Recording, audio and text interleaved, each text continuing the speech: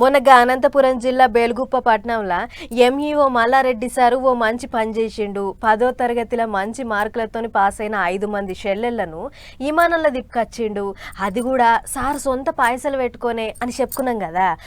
గా ముచ్చట మర్చిపోకముందే ఓ MLA madam కూడా అసొంటి పనే చేసింది. మరి ఆ ఎమ్మెల్యే ఎవరు, ఏందా కథ అనేది నేను చెప్పుడు కన్నా మీరు చూస్తేనే ముద్దుగుంటది.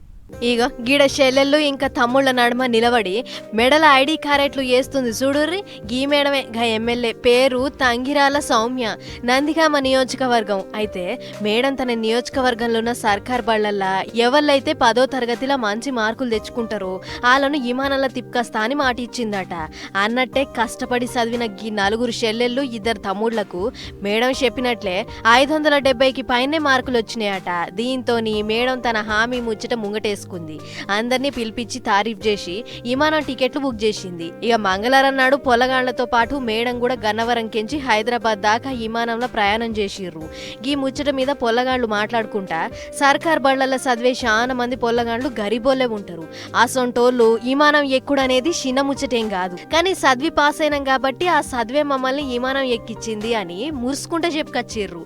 అటు ఎమ్మెల్యే మేడం మాట్లాడుకుంటా పొల్లగాళ్లను ఎంకరేజ్ చేయాలనే గా ఉపాయం కట్టిన. అందుకే పైసలు పెట్టి ఎట్లాగో విమానం ఎక్కలేము, కనీసం మంచి మార్కులు కొట్టైనా విమానం ఎక్కాలే అని పట్టుదలతోని చదివిర్రు. పాస్ అయిన అందరికీ శనార్థులు. నేను చేసిన గీ చిన్న ఇకమతి ఇంకెంతో మందిని హుషారు చేస్తదన్నట్లు చెప్పుకొచ్చింది.